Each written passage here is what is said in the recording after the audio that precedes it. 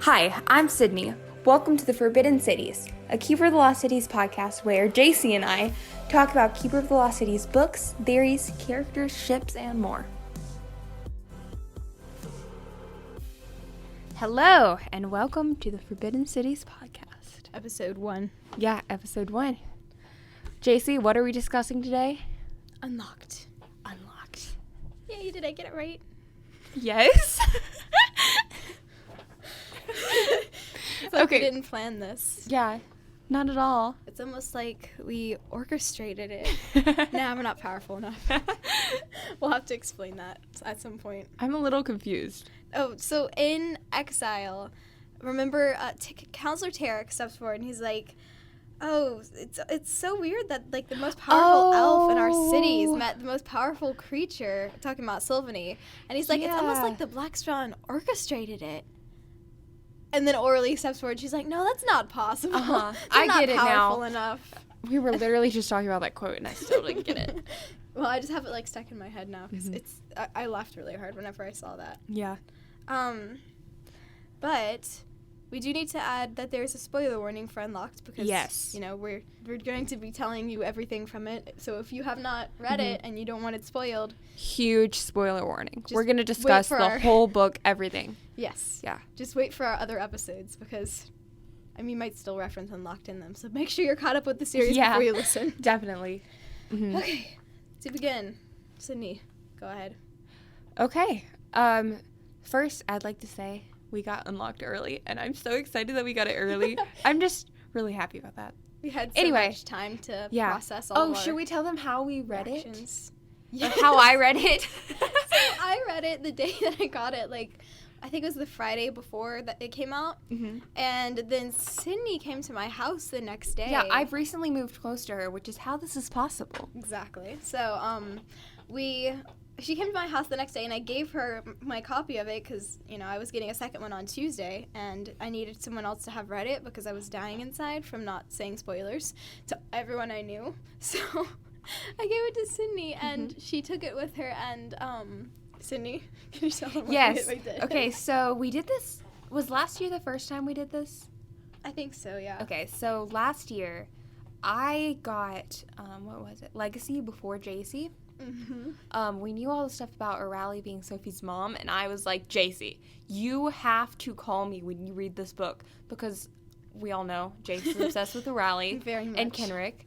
And we'd both had the theory that she was her mom for a long time. Since 2016. Yeah, since she gave Sophie Kenric's catch. That's what made me say, suspicious. Yeah. So anyway, last year we started doing that, and then this year,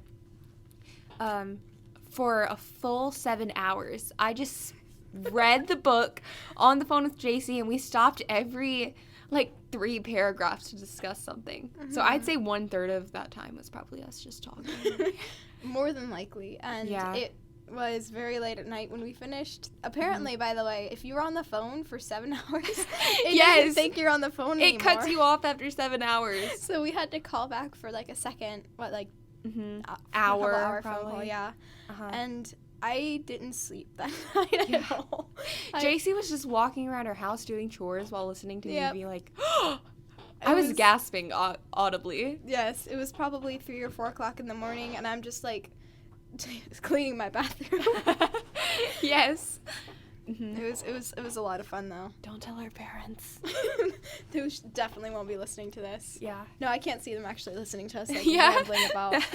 They have to listen to me do that enough. Yeah. I randomly called my mom the other day to rant about Unlocked while I was waiting for you to get it. I think it was Friday night. Oh, it was torture. Whoa! I just broke the table. Okay, we fixed it. It does that. Yeah. Okay. First things first. Jaycie, let's try to rank the book because I thought it was so good. I was so happy when I finished it. But then I looked at the Amazon reviews and all these people are like, I can't believe it's just 200 pages. 1 star. They're all so mad. And I'm like, but she had to do this. It's so good. So this is in my notes to talk about too. Okay, go ahead. Just gonna go with it. I'm very happy she wrote the book the way she did because she could not have done it without Keefe's perspective. Mm-hmm. It would have been so weird. Like, Keefe would have just, spoiler, like we said, Keefe would have just disappeared. Like, for weeks. Yeah. Kinda And it'd be like, Nightfall. why on earth did he do that? We would be so mad. Yeah. Like, at the very end, imagine. And I think it's important to, like, know why he wasn't talking. Because since he stopped talking, how on earth were we supposed to know what he was thinking? And then he would have literally, all we would see was the note he wrote to Sophie at the end. And then we'd be like, Keefe, you've done it again. But now we know his reasoning this time. Yeah. Sophie doesn't know. It was written so well. I loved it. I'm very happy with it. See, I'm completely happy. I get disappointed in a book if Aurelie doesn't come into it that much. So this book for me was, like, very exciting. Now, of course, I'm very, very disappointed in Sophie because, like, what has she ever done to you? But I love the book, and Keefe, Dex, just every character. It was just so meaningful. There's nothing that bored me in this book. It was a lot packed into 200 pages. We're going to talk all about that, but... Yes. Yeah. I feel like she fit a lot in there for just a 200-page book, and you can read it really slowly, and it can last you a long time. And the series guide is really important and actually hilarious. So don't just skip over that, because that, I feel like, is going to be important for the next book. Otherwise, she would have just written the book longer. I haven't read it carefully, but I've skimmed everything. Same. Yeah. I'm probably going to end up reading it, whenever I'm in torture waiting for the next one. Oh, but yeah, me too. I think it is important. I have no idea what that I'm just very excited about the way she did this. And it's really good that she didn't just give us a 200-page book, too. She gave us a lot of extra stuff. And important the art is so pretty. Yes. I got to see the council. I've been wanting to see the council since book 1. What looks like we imagined it? Ro doesn't look like I imagined her. Oh, my goodness. Sandor doesn't. No. But the scenes that Keefe Aurelie looks like I imagined her. Yeah. The council looks really good, except Kenric. Sydney's disappointed in it. Can you please tell them why? Kenric's smile. What was the other reason, though? The more important reason. Why I'm disappointed. He doesn't have freckles. Oh, yeah. He doesn't have freckles. And his smile is just, like, creepy. It is. She's going to do a better Kenric drawing probably one day. Probably. I'm learning digital art, so. She's a very good artist. Oh, thanks. You drew a picture of Aurelie a long time ago, and it looks really similar to the one that we got. Oh, yeah. Except she looked a lot younger. Maybe I can redo that on digital. Making her look younger. That'd be cool. Okay, but anyway, the Keefe scenes, though, we both agreed the legacy scene that was drawn looked just like we imagined. Yes. Yes. Yeah. Like, literally, the room around them, that's exactly how I pictured the floor, the ceiling. I was looking at it, and I was just like, how did... Yeah. Wow. It's really good. Yes. Okay. And I have here Jaycee's initial Aurelie rant can go here. So get it out. Sophie, why? Okay, I'm really disappointed in the way that Sophie responded to Aurelie being her mom. Like, who would she rather have as her mom? She's done the most out of any character in the series to help you. The only reason that she stayed on the council and didn't leave with Kenric, and you know this, Sophie, like, you saw the memory, the only reason she stayed was to be an ally for you. I don't understand the problem. It's really ironic that Aurelie gave up her love life for Sophie, and now Sophie's mad because she can't have a love life. Right. Or she can if she just finds someone who's selfless. That's the thing. Keefe. And the self-control Aurelie has to not just be like, oh, you want me to leave the council? Okay, then let's try it. I will call Emery right now and tell him. We'll see if they stay on your side. Because Sydney has faith in the council. She thinks they'll stay on Sophie's side. No, not in that case. Well, okay. I have more faith. Yeah, I have more faith in the council than you, but not that much faith. Not that much faith. But if I was her, I would have lost patience with Sophie by then. I would have been like, okay, really? If you want me to leave the council, I'll leave the council. We'll see what happens. Have fun on your own. But the council needs some reformation. That's what Kenric was there for. Because if you notice how much he swayed their decisions, and at the end of Exile, he does, like, this whole speech because they're really going to, like, relocate the Alicorn to the Hexes, and then he like, talks to them, and it's just, like, this this thing where at the end he's like, you know, if we do such and such, we're going to be just as bad as the Never Seen or something. Mm-hmm. Or if we punish Sophie for existing, something like that. And the whole council's like, yeah, he's right. We're going to not punish Sophie. Yeah. So back to rating the books, because we kind of skimmed over that. So what's your favorite book so far? Okay, so before Unlocked, the order for me probably went... Never Seen's always been my favorite just because that was the one that we got stuck on and had to do the year wait for the longest. Yep. And it just, it's just the one that kickstarts the rest of the series. So Never Seen is probably always going to stay my favorite. Mm-hmm. Nightfall and Legacy, I also love. I really loved Legacy. Me too. Yeah. But Unlocked, for what it was, I don't want to rank it. Like you said, it's hard to rank it with the other books. Mm-hmm. But for how good it is, it's up there. Like, I really enjoyed it. Yeah, and it was a lot in 200 pages. Mm-hmm. It's kind of similar, like almost the same number of events as a longer book would be. Yeah. Just a longer book had a lot more about the ships interjected into it. Yeah. That's why, like, it's smaller, but it being smaller made me not dislike anything about it. Like, you know, Flashback, you had the whole hospital thing. It's just the other books are so drawn out, which I love because it gives you so much to read and so much, like, you're immersed in the world. But this one, it might be, like, my second or third favorite now. I don't know yet. I'd have to figure it out. Jaycie, what about you? What are your favorites? My favorites... So it's kind of continually changing, but like I said, I get really happy about a book if Aurelie's in it and if Keefe is in it a lot. Or if Keefe is important in it, mostly. So I like Legacy, and I like Lodestar, and I like Everblaze. And then I also really like Unlocked. Mm-hmm. And then, not necessarily in that order, I think, I don't know. I'd say... She likes Lodestar a lot. I do like Lodestar a lot. It's all hardcover. It's helpful because besides the first two books, we kind of have different books that we really love, and so it helps us find things for our theories. Because we just read the books. Yeah, like if it's in Nightfall or Never Seen, I'll find it. If it's in Lodestar or Everblaze, Jaycie will find it. Yeah. Or even... Wait, did you say Legacy? Oh, yeah, and then Legacy. Jaycie's read Legacy more than me, sadly. I've read it a lot. I can't find Legacy. Really sad. I don't know where it is. She just moved, so she's still locating all of her belongings. Yes. Okay, so rank them though. Okay, number 1, probably Lodestar. I don't know, because like with Keefe there at the end and everything, that Lodestar's scene, so good. That scene with Forkle, I cried like a lot. That was like I think the first time I really cried in a book or a movie at all ever.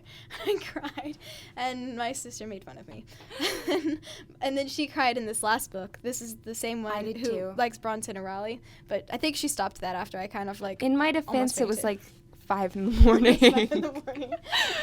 It's an emotional scene. It really, like the ending part, I went up there. It was probably the same night that Sydney finished it. I think it was like 12 or 1. And she called me up there, and she had to work. Yeah, my sister did. She had to work at like 7 o'clock the next morning. So she had to be up at like 5:45. I was like, why are you still awake? And she goes, did you cry whenever you finished it? And I was like, no. And she's just bawling. And I was like, Amy. She never shows emotions. It was so weird. I was like, are you okay?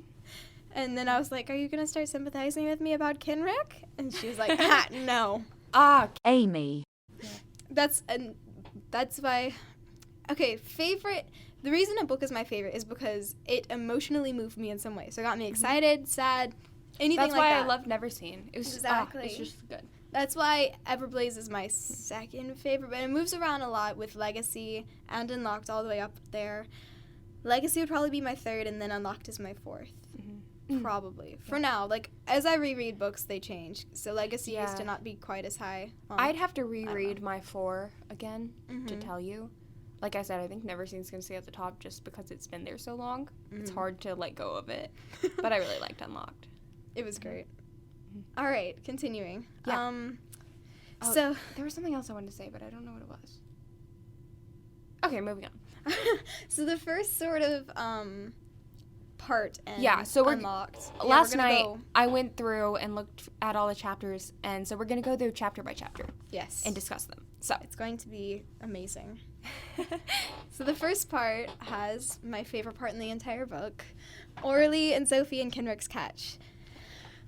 The scene. I like the preview. It came out as a preview scene before the actual thing came out, and I read it and I was like, this is going to be the best book ever. Aurelie starts the book off, guys. I'm so excited. And then the rest of the preview came out, I think, right after that, and we could read it from the beginning, and I was like, I have no words. It's beautiful. So, Sydney, would you like to talk about it a little bit? let's see. I'll probably interrupt you. Okay. So, sorry for being biased to Sophie, as always. But the Kenric and Sophie parallels. Oh, my goodness. Like, I have this quote right here. Right. It's, They're both one telepath and an empath. Yes, that's true. I didn't even think about that. Yeah. I feel so dumb. So here's the quote I have. Kenric says, "You've always had a flair for the dramatic, Aura. It's one of my favorite things about you." And then Aurelie says, "Stop trying to distract me." And then Kenric says, "But I'm so good at it." Kenric flashed a smug grin as he stepped closer, so close the toes of their shoes touched. It's literally Keefe and Sophie. There's even that part I'd never seen where it's like their eyelashes fluttered. It's at the end. It's at the end. Yeah, it's and near whenever they released Sylphony. Or like he had snowflakes on his eyelash. Mm-hmm. I don't remember. Yeah. Uh-huh. Yeah. And I know this part because it's right before the council shows up. And if the council's course. ever in a scene, I know it. Yeah, Jaycie has all the counselors memorized. Don't recite them. Oh. Sorry. But yeah, she does. Yeah, but it's literally reading that, I was like, Shannon? I literally, whenever I read that, sobbed, and my mom looked at me from across the room and went, "Are you reading Keeper of the Lost Cities? What happened to Kenric?" And I was like, okay, Mom. Do you have more thoughts about this? It's adorable. I miss Kenric. Mm-hmm. That's all my thoughts. They're not important thoughts. Poor They're just, Aurelie. And it's having to I'm see. so worried about her. We'll talk about that in her section, but I'm so worried about her. Mm-hmm. I mean, you could talk about her right now because this is her scene part. All right. I'm very worried We'll about move her on from mind Aurelie, I shattering. promise. Whenever she can finally drag me away from talking about her. I'm very worried about her mind shattering because there have been hints, sort of, just things that make me feel like either she's going to die or something's going to happen. A lot of my friends have been telling me that. But the way your mind shatters is from guilt, and they also said in a different book, from grief. I think they said both of those in Exile. So I don't know if there's a character in the series who's had more of a combination of the two than she has, because she said in Nightfall she was guilty about Forkel dying because he stopped Gethin from killing her. She said in Neverseen that she at least partially blames herself for Kenric's death, and of course there's the grief with that. That's and a lot of death. There's in the Lost Cities. And then there's added guilt because she watched the memory, where she didn't leave the council, and she knows because Forkel, like I said, she was smart, but obviously she's smart. She knows that if she had left the council, Kenric wouldn't have been on it whenever the healing happened, and he wouldn't have died. So there's just a lot of that. And then also, whenever Sophie's yelling at her for being a counselor and helping her or whatever, she said, "I'm really sorry. I didn't mean to hurt you." And Sophie said, "Well, you have." And Aurelie said, "I know, and I have to live with that." And it said like the crack in her voice pierced Sophie's heart, but her shrapnel heart snapped her back into the present. No, you're good. But Sophie's furthering that guilt, and I've been afraid for a really long time that something's going to happen to her since Lodestar, where she almost died and Sydney panicked me. I was very, very scared. But yeah, her mind's going to shatter, and the only person who can heal broken minds is Sophie, and that's going to be a whole episode of drama. It's going to be great. Yep. So, I thought this would be a good place to talk about it. One of the things I noticed when reading through the guide. Want to talk about the Phoenix thing? Oh, no. Okay, so it just stuck out to me. None of the rest stuck out to me, but we know the black swan likes to compare people, and Shannon likes to compare people to birds. And this was interesting about the phoenix. I'm going to read it. Mm-hmm. Okay, so it says phoenix. Eagle-sized reddish birds with flame-resistant feathers, best known for their strange way of reproducing, which is likely the source of many human myths. Phoenixes are only able to conceive at the end of their lives, and they do not lay eggs like other birds. Instead, the baby develops inside the mother, who sheds her feathers as the pregnancy progresses. And when the last feather falls, she steps into the fire, sacrificing herself for the new life that rises from her ashes and is cared for by the father, whose sweat provides a food source for the first few weeks. So, immediately when I read that, I was like, Aurelie? Sacrificing yourself? Strange way of reproducing? Fire? So, by the way, whenever you said this part in the series gets stuck out to me, I knew exactly what you were about to say, and my hands started shaking. You knew about it? Yes. Well, just now whenever you were saying it. Oh. Because you warned me that you were going to mention it. Uh-huh. And when I read mentioned I it, was like, oh, so you did read it before this? Yes, I did read it. And I said, wait for me to react in front of the microphone. Yes, I am terrified. I don't know what that means. I've been really afraid that she's going to die at some point. Mm-hmm. But if she dies, like instead of her mind shattering, a phoenix and a moonlark. I don't know if I will be able to emotionally recover from this. I'm not going to start crying. Okay, we're going to move on. Yeah, so you heard it here first. I think. If she dies. Yeah. If she dies, I'm going to have an emotional breakdown for That's the first real hint I found, and it could be nothing. But you know, she put that there for a reason. Shannon put that there for a reason. Yeah. Mm-hmm. Help me. Okay. So here I have Kenric as a washer. Any thoughts about that? I just thought it was fitting. Yeah. It made so much sense. They had said a lot about him being a powerful telepath, and I guess it makes sense. I'm a little bit nervous for what they're going to find in his catch, because they always said, you know, being a counselor meant that you had to know a lot of things, and he really, like, Aurelie was like, he always was really calm, but I remember now the emotions that he was feeling, because you can't erase emotions. She was like, I remember him feeling really scared, and he had never felt like that before. Mm-hmm. And so something really bad is going to be in his catch. Yeah. Oof. And it's going to affect Sophie's view of Kenric. Because, we'll I mean, you saw how easy it was for her to change her opinion on Aurelie. Yeah. Though she really loves Kenric. I don't know. She does. And that's going to be painful for me. For her. If she goes all Sophie angry on Kenric, I'm going to be like, okay, this is Sophie. We're moving to Keefe's point of view now. And I thought, I didn't think she would go that ballistic on Aurelie. I mean, honestly, she's absolutely insane. I just don't understand her. Yeah.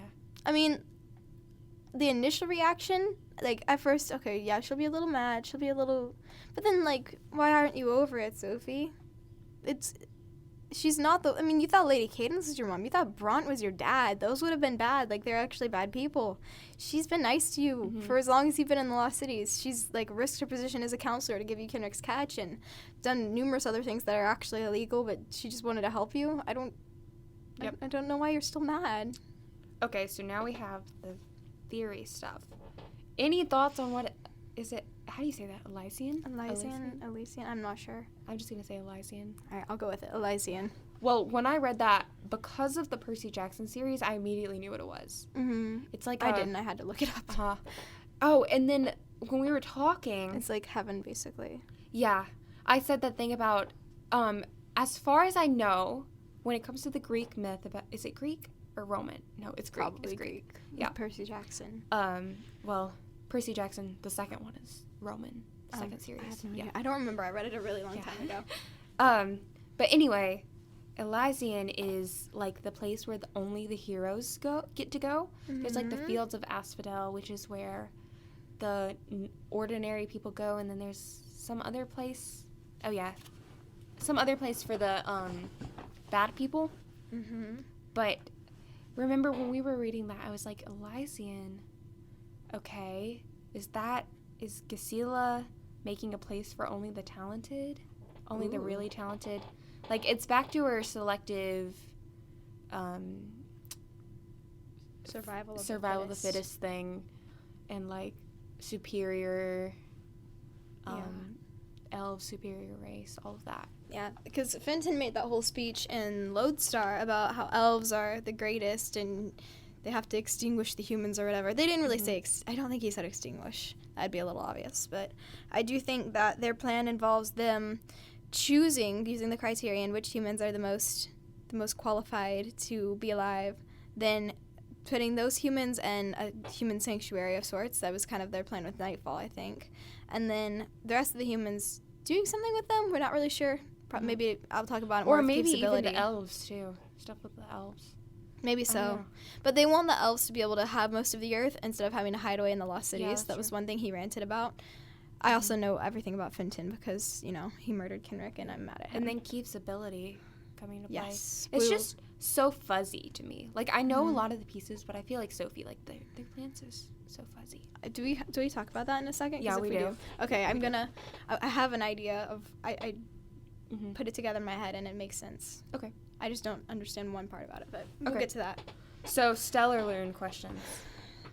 Anything? What is Stellar Loon? What? Okay, I don't remember much about Stellar Loon. I don't either. It was, Aurelie said it. It was whenever starlight and lightning collided. It was in Legacy. Is that what you have? Isn't it? So, you wrote this question down. Mm-hmm. Isn't it mentioned? I'm looking. It's in Legacy, I think, because I remember Aurelie saying something. You should One pause second, it. we're going to research, and we'll come right back.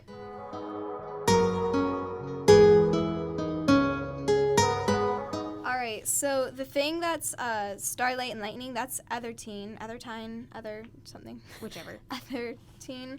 And then the thing that I was thinking of whenever I was thinking of Stellar Loon is that she tells Sophie later that Lady Gisela said Stellar Loon. This is in Legacy, not Unlocked. Lady Gisela said Stellar Loon, and she couldn't get the sound of it out of her brain. Mm-hmm. And then I found in Legacy, Kenric is talking and he says... Oh, Unlocked. Yeah, Cindy's in Thank Unlocked. you. Kenric says... Oh, no, Aurelie says that the thing about... The forgotten secret doesn't connect to anything. And then Sophie says not even to Stellar Loon. And then past Aurelie says to Kenric, does this Elysian thing have to do with whatever Stellar Loon is? And Kenric sighs and says, I can't tell you that either. And then Aurelie's like, you will tell me. And he's like flirting with her. So. Oh, that was such a great scene. I was so happy about it. I missed, by the way, this is so random. I just missed Kenric being in the book so much that whenever I read that scene, I was like... And then I went back and reread Exile. Okay. So, wait, pause it again, because we should look for where Lady Gisela says... Stellar Loon. 1 second. Okay, so I found where she talks about it. This is before... So I'm going to start, like, in the last sentence in the quote before. Is that right? Yeah, it starts out red while we're recording. Gotcha. So Sophie's talking to Lady Gisela whenever they're in the Dwarven city.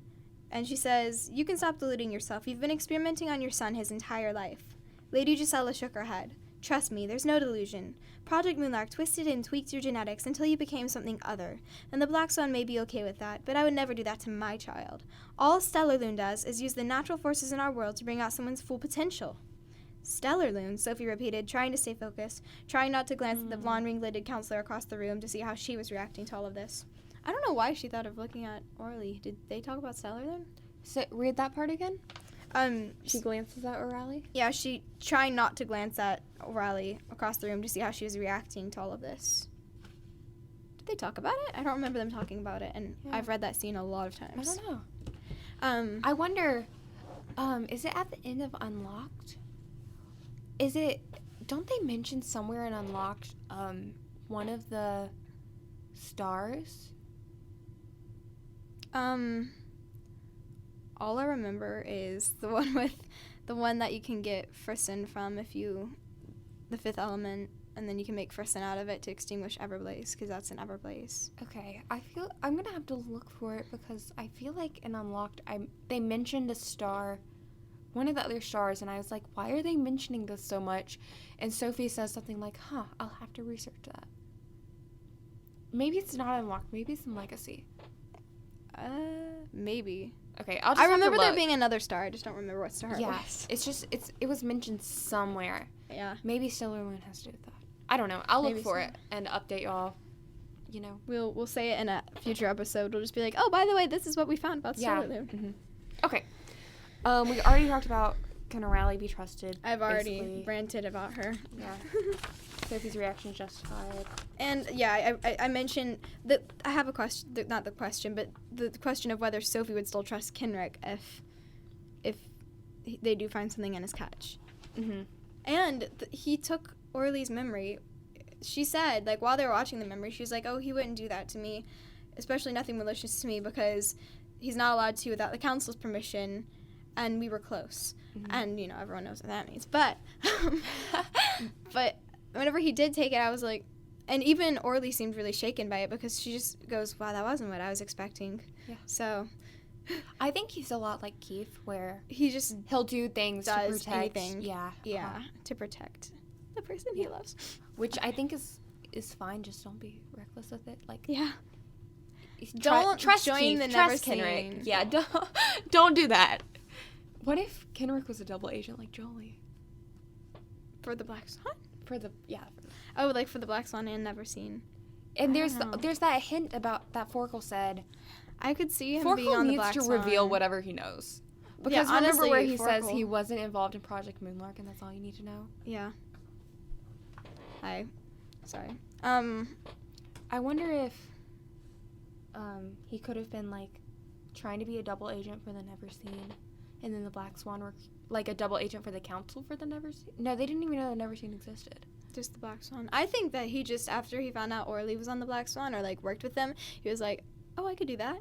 Yeah. And then at some point contacted them, or they contacted him, because they realized they could trust him, and he just started sort of informing them. Yeah, Sophie that did would say make it sense. sounded like in book 2 and 3, Sophie was like, oh, the Black Swan has an informant on the council. I wonder who it is. They're probably so scary. And she suspected Bron, but I think it was just Kenric, and he was just helping. Or it could have been Aurelie, but she said that she said she was entirely separate. That was part of the deal. Mm-hmm. Sorry, we're going to keep moving because it's been... Yes. This is a long podcast. So So next chapter, Keefe with Elwyn. Keefe, my dear child. Yes. The first thing I have is Keefe being just like Sophie. I'm fine. Right, I'm fine. Just let me out of the hospital. How long have I been asleep? I think Sophie overreacts just a little bit. Like, yeah, you were asleep for a week. It's okay. You know, it's just a week. You're gonna live for a really long time. True. And then my question, couldn't Keefe mimic before? So he could mimic, but it wasn't perfect, yeah. It was pretty close, but it wasn't exactly perfect. I think that was just kind of a hint of his abilities. Mm-hmm. But the main kind of difference... Pretty smart of Shannon right there. Yeah. And there was the other hint of his abilities, him being able to feel Sophie without touching her. Yeah. And I'll give the reason for that when we get to his ability. Right? Well, because they both took the Stellar Land. Like, Cassius took the Stellar Land. Right. And so that's why just them two can sense her from across the room. Mm-hmm. What was I about to say? The main difference in Keefe's polyglot ability is now he can, like, it's instinctive. He doesn't kind of have to think about how to mimic someone and then try. He just mimics them. Yeah, and he can speak different languages too, obviously. Because he spoke Ogre with Ro. Yeah. And didn't Gisela, did he learn from... I say Gisela, I know it's Gisela. I say Gisela. Sorry. No, it's okay. It's we a have habit. all of our different words, and so people will understand half of say us. Gisela. Did Gisela teach him how to mimic, or did he just pick it up from her? I think he just picked it up. Okay. Because if she taught him, that would make sense, but... I don't think she did. Yeah, she wouldn't teach him. No, she wasn't very nice. No. She was just not mean. She's taken the shortcut. Yeah. Fitz violated the rules of telepathy. Yeah. Has he done that much? He really hasn't. I feel like he's done it one other time. I don't remember when. I feel like it was he did it. I know when. Mm-hmm. It's when Keefe and Sophie... It's always Keefe and Sophie. Because he's nosy. Yeah. He's like his dad, you know? He just has to help. Meddling. But it's when they were on the Selkie Beach. He did it before. Yeah. But then they were Yes. like, oh, Fitz, cry with us. Or whatever. And he was like, And this time it's like, Fitz, why did you do that? yeah. That's kind of, if my best friend, if I, like, read my thoughts while I was trying to say, I'm fine, I would be pretty mad. Mm-hmm. Elwyn being amazing and sweet. Ellen, so in the first book, he was, like, hilarious. And I was like, oh, he's kind of a nice doctor. I like him. Mhm. But I wasn't expecting all of this. And by the way, his battle training thing, is that in there? No, it isn't. The thing that he has, like, these super fast instincts and is a good fighter. And Yeah. it's like he has And battle then there's training. this, cool. it says, there's a lot, Elwyn says, there's a lot you don't know about me. And I was like, is that suspicious? Or is that just normal elves being mysterious? I feel like it's very Elwyn of him. I don't know if it could be suspicious. Mhm. But it's also a lot like his personality, so I True. can see that. Mm-hmm. And then the pity versus concern thing. Yes. So I don't know what Keith's problem with pity is exactly. I think he just doesn't like people Yeah. having to have a negative feeling because of him. Yeah, or just, I know some people like that. You just don't want to be Mhm. pitied. You don't want people to be like, oh, you poor thing. It's kind of like, Yeah. yeah. I just thought that was really cool Mhm. for people who feel like that, to see, for Shannon to It's write just like something we in. just care about you. Uh-huh. Like, sometimes there's pity, and then sometimes there's concern. And those Right. are different, and you should accept when people are concerned about you because they care about you. Yeah. I just thought that was really, really sweet. Oh yeah, and then I have Lady Gisela looking triumphant. In Keith's words, like, yay, torturing my son is the greatest thing I've ever done. It just made me mad. She's just creepy. Ugh. Honestly, she's like, you know, I'm trying to think of Ventress. Like, she creeps me out like Ventress creeps me out. If anyone has seen, like, Star Wars Clone Wars, she's like the bald Sith person. She's scary. Mm. She's not as scary as she seems, but she's kind of just scary when you see her. You're like, Mhm. I feel like that's how you react to Gisela. I realize you can't see my Yeah. facial expressions, but I think you get what I'm saying. Yeah. She's just Creepy. creepy. The stuff she says, like Vespera too. Mm-hmm. Just so twisted, Mm-hmm. thinking about her own son. It's awful. And then Sophie arrives. Yep, Sophie arrives. Cue the Foster Keefe shipping. Also, so I wrote down, why do Sophie's emotions cause Keith to react like that? I really just mean, wow, Sophie's emotions cause Keith Yeah. to react like that. Cause It's like a lot of, yeah. Yeah. All he could feel was fear and fury and panic and pain and hate and horror and sadness and regret. Yikes, Sophie. A lot of negative emotions, Sophie. I wonder if he can sense her emotions that she stored for inflicting. Oh, yeah. I just thought of that. That might be part of it. And And also then- her enhancement, of course. Mm-hmm. But she learned to control that. Mm-hmm. So, Like, there are multiple hints throughout this of, like, Sophie being and mentally unstable. yeah, she has like 3 depression like cycles. Uh-huh. Or just Sophie. Sophie. And she's a little bit They're gonna what's come the out of word? this with so much trauma. yeah. Sophie already has trauma. Like she never sleeps Yeah. ever, and she won't take anything to help Keith her too. His mom is like, sleep. Yeah. Fitz, Biana. Fitz and Biana, Gracious. they're fine. This has messed up all of their lives. Biana's definitely a little messed up from the thing, but she's handled it well. Yeah. Fitz is just being extra, in my opinion, about Alvar. Like, child Fitz, what? Yeah, I don't know. Mm-hmm. I was thinking of, oh, right. I think another reason it could have overwhelmed him whenever he, like, grabbed Sophie's hand or whatever was because he sensed all of her ability potential. I think that she might have a lot more interesting. ability potential than we know, because we only know, like, 5 or 6 of her abilities or something. 5 or 6 of them. There could be a lot just more. A few, yeah. Right.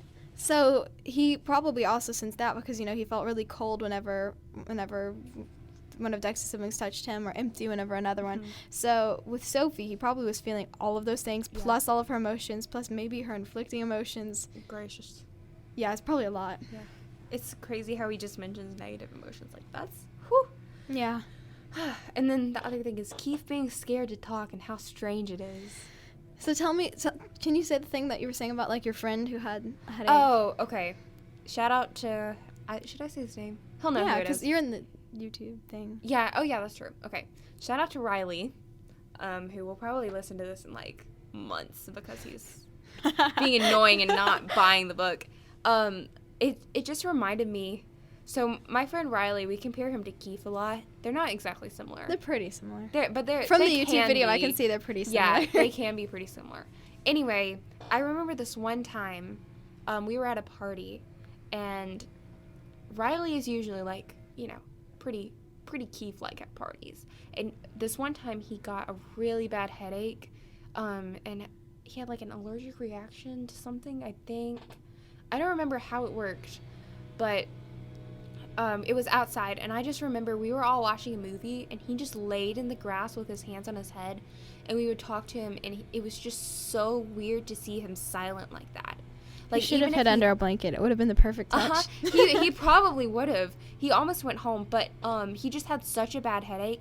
Like, even when he would stand up, he was silent, and it was just the strangest thing. Mm-hmm. And when I was reading about Keefe, it reminded me of that. And just like, also, whenever Keefe is silent, the complete, like, he just turns into a little baby. Mm-hmm. Like, he hides under his blankets. And don't get me wrong, like, Riley, he listens pretty well one-on-one.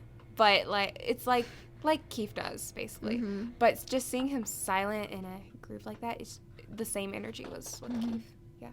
But Keefe... It reminded me of his memory in, like, Never Seen, where he got home from Lady Drusilla, like, opening the Nightfall thing with his blood or whatever, and he just got home and he just wrapped up in the covers and went to sleep. Mhm. It was like that. Yeah. I have that quote Like in little here baby somewhere. Keefe. We'll find it. But I was like... It's just so...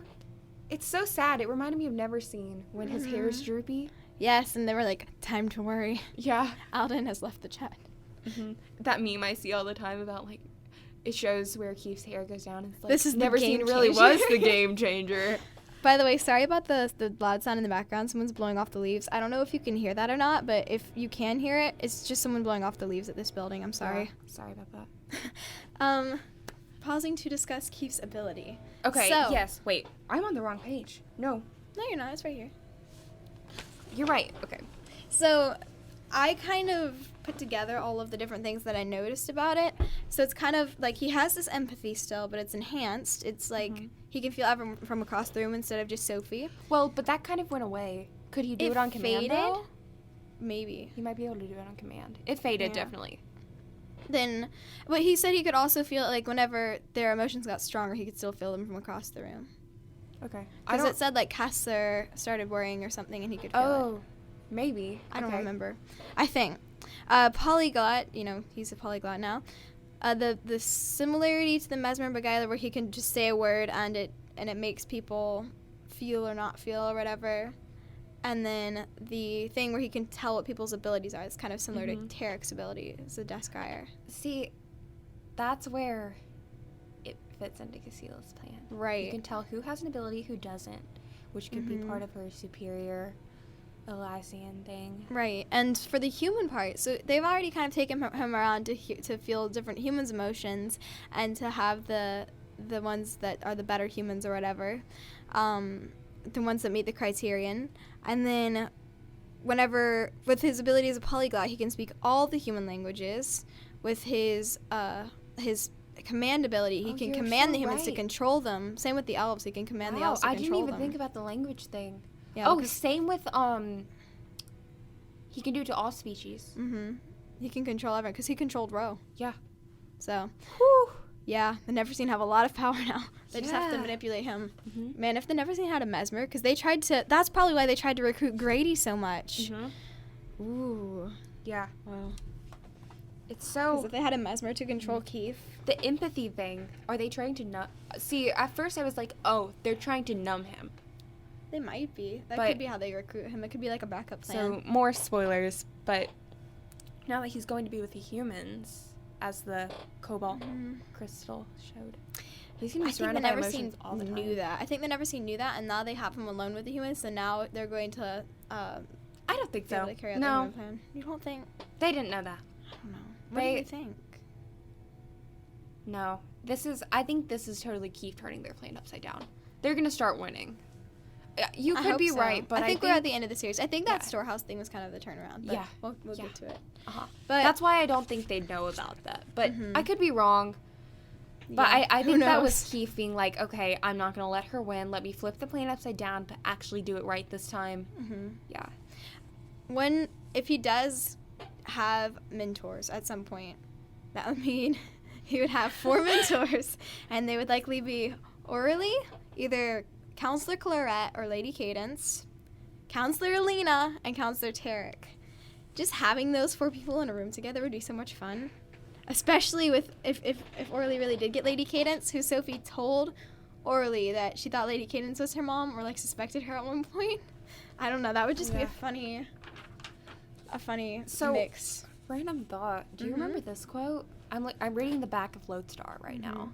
It says, where Dex comes up with the theory that Keefe might be created as her enemy. But he really kind of is. Like, Yeah. I don't think that was their intention. It says right here, if the Lodestar Initiative was the Neverseen's version of Project Moonlark. It's true. So they really might have been, to some extent, wanting to design an elf that was the strongest elf. Yeah. They had But similar... for their purpose. Yeah, they had similar plans. Yeah. Just, it's like that quote, I have it in here somewhere where Biana says, or Sophie says, like, they have... Let me find it. All right. Sorry, now we're into theorizing. This is fun. Where do they go to? Where's she with Biana?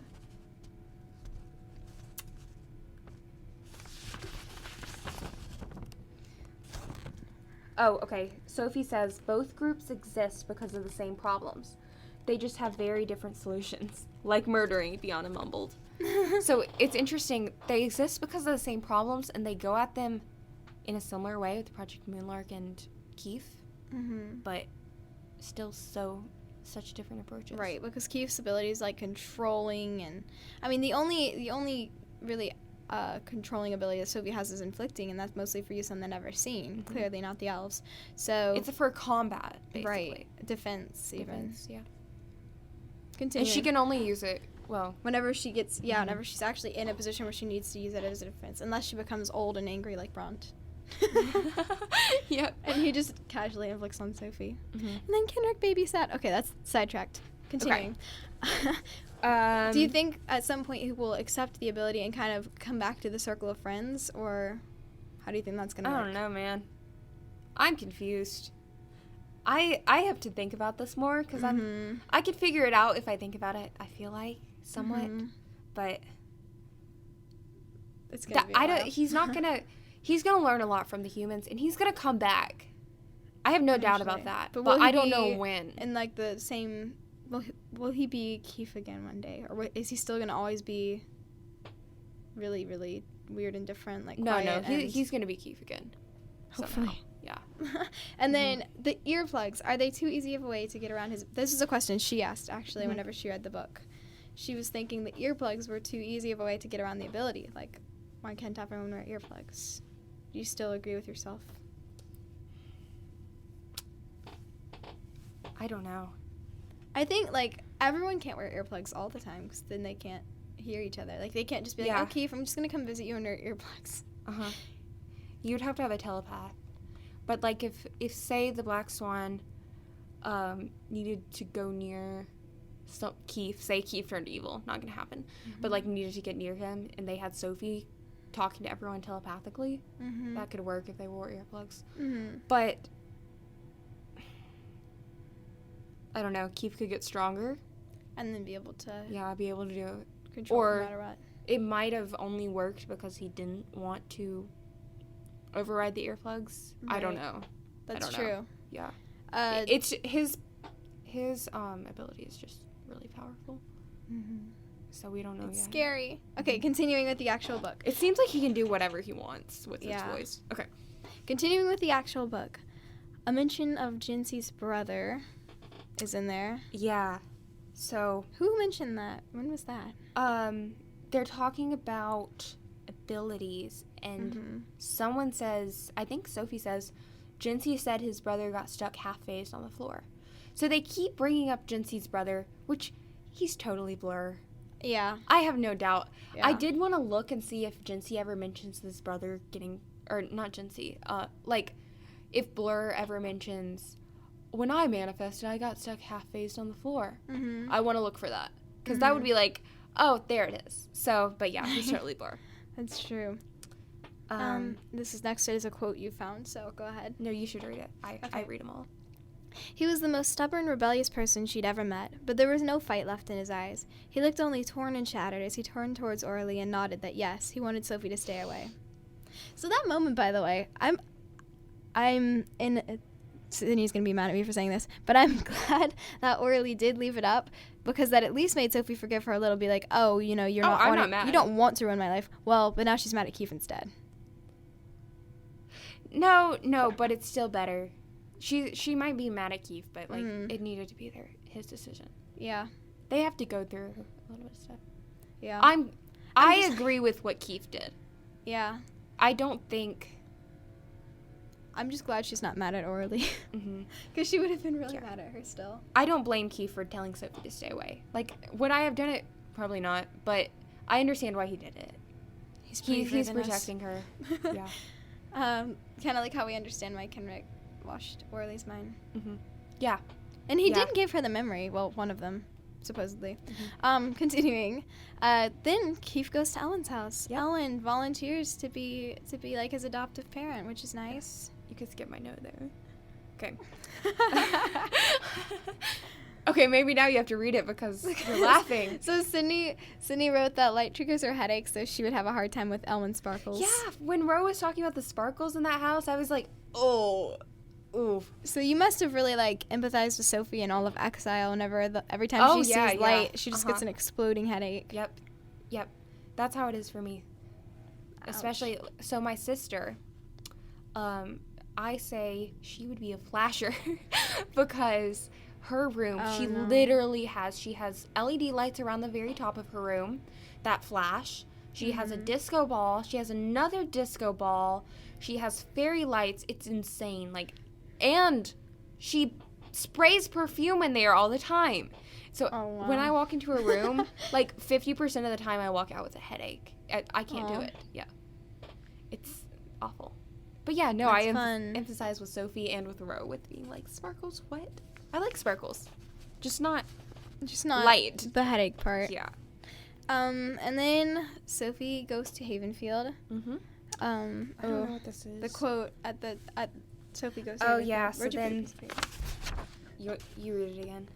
It's read it? You want me to read it? I can read it and then you're going to react, okay? Okay. So it's talking about Keefe and Sophie's thoughts about the drama of him telling her to stay away. Right. He was being cautious instead of reckless, and it wasn't like he had told her to stay away forever. But her mind kept replaying that nod he gave Aurelie. The set of his jaw and the determination in his eyes almost felt like he wasn't even going to miss her. Like he didn't care at all. Okay. So on one hand, first of all, Sophie, that's ridiculous. You really don't know Keefe that well, do you? She does the same thing with Aurelie. She has like a pessimistic streak so it's much. Like if anyone doesn't want her around or she finds out anything bad about them, it's like, oh, you just don't care about me at all. Go straight to that. I feel bad for her. She needs help. She needs therapy. Yeah, she really does. But I wonder. So I want to have faith in Sophie and be like, oh, she's gonna understand why Keefe left.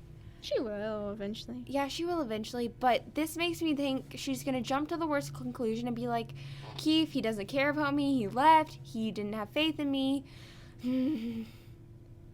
But then also, just the sadness of, where is it?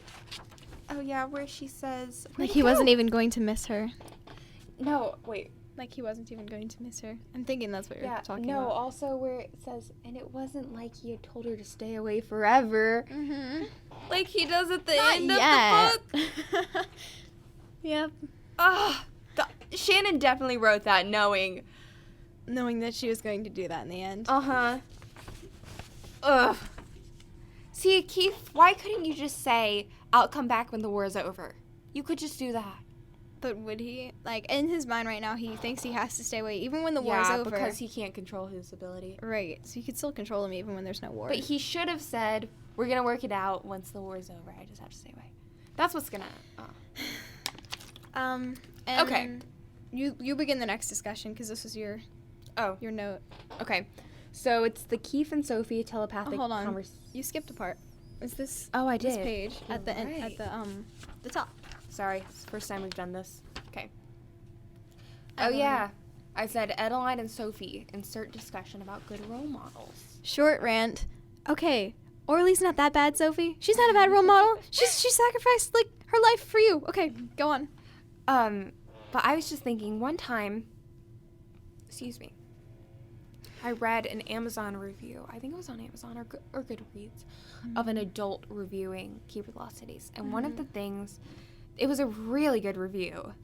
Maybe I'll post it on the Instagram if I can find it. But one of the things they said is that it's really cool how Keeper has such bad role models of parents and such good role models of parents and adults in the series. It shows the difference. Totally shows the difference. And, like, that was clear with Adeline and Sophie and how Adeline was like, I trust you. It's easy being your mom. Just Elwyn, all of it. Yeah, the right mix of protecting and trusting is how Sydney said it to me earlier. I really like, so many books just have awful parents and they hate their parents and stuff. But they find a way to get around, like, there's a writing rule that's called, like, the orphan rule or something where you have to find a way to get the parents out of the picture.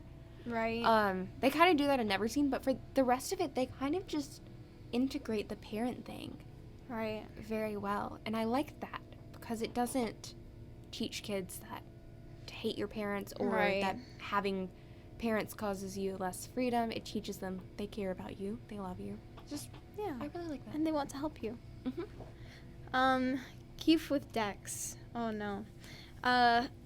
This is the first sort of part. There's a quote, and Sydney can read it this time because I read the last two. Okay. So, this is the quote where Keefe's thinking about his ability and what Gisela could want from it. Is it still going? It is. Wow. Okay. His mom craved power and control, and now she'd given him an ability that let him turn everyone around him into useless, mindless shells. People with no feelings, no fear, no guilt. And if they were given the right commands, boom, instant ruthless army. That's page 615. So I wonder if that could be what she's going to do with humans or the rest of... Yeah, she can use humans. So they've kind of attacked every intelligent species by now and made the Lost Cities stop having faith in the Council enough that if they told the elves that the elves were going to follow them, then the elves would be like, you know, whatever we can do because we know that we're powerless against you because we've seen the Council's powerless against you. You know, whatever, we have to do it. The humans are a little bit harder to control because there's way more of them than there's elves, and they haven't seen the Neverseen in action before. So I feel like that's a lot of what Keefe's power is going to be used for. But speculation still because we have no idea where we're going. There's so many pieces, and I just don't know how they fit together yet. Right. Gotta think, like, we should do an episode theorizing and trying to think like Gisela, whichever. She's so creepy. Okay. And then I wrote me like you, the ability restrictor narrative coming back into play. I just like that was the first time Braun ever took Sophie's side, and I was so surprised. I just like that she brought something up from one of the early books. You're like, oh, a reference. I know this. Yeah, I like that. It comes back in play. Yeah.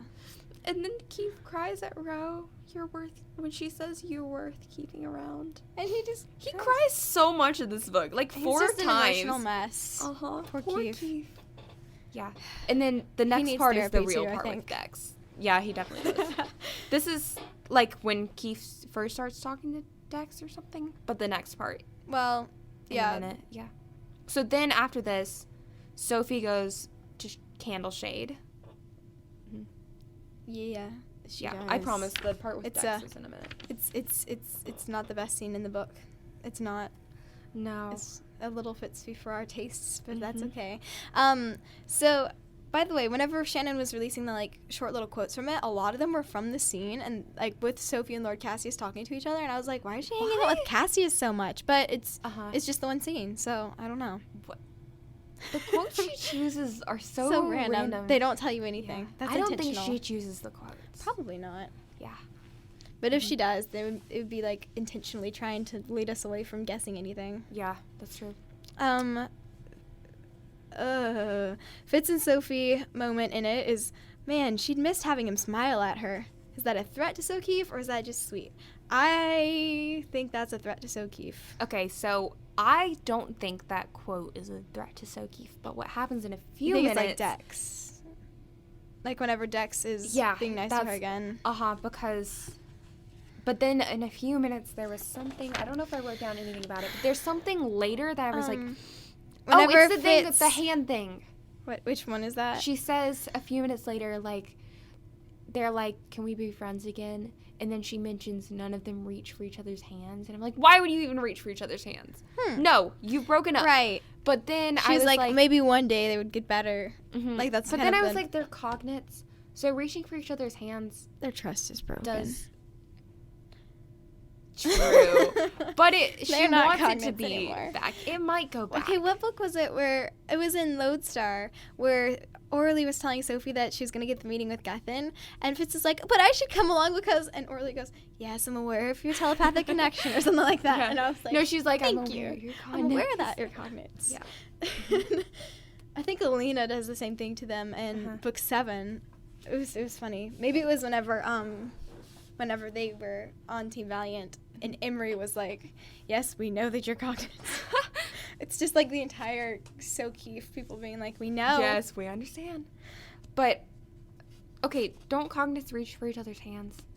Maybe she didn't mean it in a romantic way. Maybe she meant it... Okay, it's Sophie. She's going to mean it slightly in a romantic way, but maybe it's not a hint to Fitzvy. It's a hint. There's too much Keefe Foster. See, right. Sydney trying to figure out how to rule out the Fitzvy is like me trying to rule out Kenric being dead, which I do.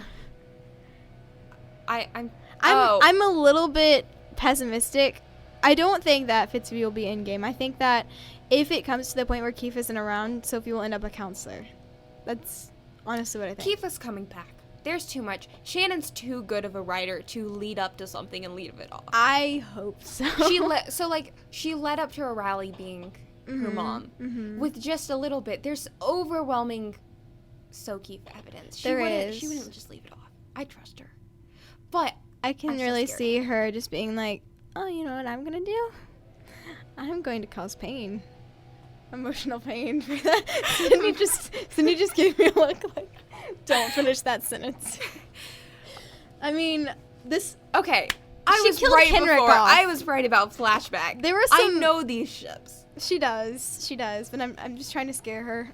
Yeah, I know. Mostly because of Kenric. Yeah. Okay. The Fitzvy, maybe they'll have a slight I'm a little bit comeback. nervous about it, though. I'm a little nervous. But I'm not super... Especially because of what Keefe said in his letter. We gotta move forward. Yeah. Yeah. I don't think she can go back to Fitz, though. She says, I broke up with him. It was complicated. Like, I was proud of Sophie when she's like, I broke up with him. We're gonna let this go. But, in the beginning, it said that she was still upset about it, or, like, really, really sad and hurt about it. And then, Aurelie apologizes. Of course she does. And then, whenever Fitz says, even if that's true, you guys are close, talking about Sophie and Keefe. Yeah. And Sophie goes, we're friends, in a squeaky voice, which is just like, yeah, but that's not what your heart emotions say, Sophie. Mm-hmm. And then, was he justified in telling Cassius about Keefe? Right, so he did the same thing, by the way, that, so Sophie got really mad at Aurelie for telling the council about Keefe's abilities, but... Then Fitz goes I'm still and trying to figure out how to interpret that. Cassius. Right, Fitz went and told Cassius, who, I mean, is kind of on the same level as Alina, maybe a little worse because... Sophie hates Cassius. Really, yeah. Like, I was noticing, people who have hurt Keefe, she gets really mad at. Really mad at, because of her hard emotions. She's just randomly in her mind like, I will make them pay. Really, though, I can find the quotes. She's like, someday I'll make them pay. Really, she is. I love that. I was reading it last night. Anyway. It makes her sound so dark. Yeah. I guess she is an inflictor. Keefe did say one time, like, oh, I didn't know you had such a dark side to Yeah. you. And she's like, yes, I'm an inflictor. Like pain and fear and ruthless, like whatever. Right, said all of earlier. the things that Horror, he felt. hate. Yep. Next thing. Keefe and Sophie have a telepathic conversation. Wait, It did we brings us finish back. that? I think we did, yeah. Yeah, that was all of it. Oh, okay. Yeah, you're right. Keefe and Sophie Oh, have a wait, telepathic we missed one conversation thing. and takes me back to Lodestar. What did we miss? Why did Cassia sleep away to where? Oh, you're right. That was at the top. Where? Yeah. Why did Castle sleep away into where when she said merged abilities? I don't know if Shannon was That just was like the weirdest thing. And they didn't even try to stop him. They were just like, oh, he's gone. Fitzvy. One thing I know is it's in the Lost Cities, which is helpful, unless he was sleeping to another location to get another crystal. Oh, that's a Because good theory. It was I don't know. it was a pathfinder. He's just always been like that. He's just always been like, I will tell you one thing, and now I'm done. I'm leaving. Yeah, but it was so weird. There was something suspicious, something else suspicious about that. I don't know, but that was weird. We got to keep that Yeah. in mind. Yeah. I bet that'll be one of the first things we find out in the next book is like Cassius is gonna come back and be like, Yeah, he's just gonna appear. Maybe that's Yeah, why there were so like, many here's what I Cassius found. quotes. Mhm. Anyway, what I was saying, Keefe and Sophie, telepathic conversation, like all of Lodestar. Mhm. I've read that book so many times. I love it. The quote, he tunneled under his blankets after Dex left, and he'd been there ever since, tossing and turning and flailing and thrashing and just generally feeling sorry for himself. so relatable. Like, That's yeah. me sometimes. Yeah, me too. I can see that. That's me in the mornings whenever I'm just like, I don't want to get up. It's too early. And then I fall asleep and almost miss stuff. And then my note says, no real notes here, except they're cute. 'Cause they were cute. And then the sweet alicorn thing. And then their minds stayed connected while he fell asleep. I was like, I can actually picture them being married. I'm sorry. Sydney. I love them. Oh my goodness. It You know was what would just be so really sweet. adorable? That's like being on the phone with someone and not being able to sleep, and then they're like, I'll stay until you fall asleep. That's just so cute. Mm-hmm. You know, one thing that, this didn't make me think of, but it was whenever Kenric asked Aurelie to leave the council, and he was like, we could have our own place, maybe even our own family one day. And I was like, Kenric and Aurelie's parents would be the most adorable thing. I'm gonna cry. Okay, moving on. I'm actually upset. We just need a moment to So emotionally Keith and process Sophie this. can be the new Kenric and Aurelie. They're not the same. They're not the same, but they can they can continue the Kenric Aurelie legacy. Okay. Dex Kessler and the twins. Yes. Rue being driven crazy by keep not talking. Oh my That was so goodness. funny. She was like, talk.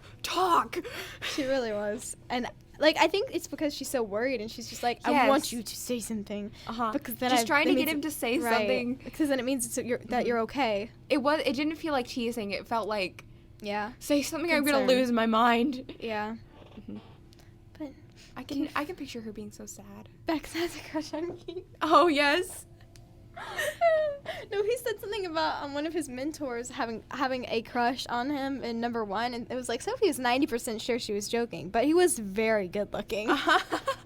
And then what did Bex say? She was like, he's too cute for that, or something like that. Something like that. Uh-huh. It was just really funny. And then Keith was like, well, that's awkward. I can also verify that siblings that age, what are they, 12, 13? Mhm. They are 12, I think. capable of that. Now, it would make much more sense if they were 7 or 8, because I can say the 7-year-old and 5-year-old in my house are the loudest.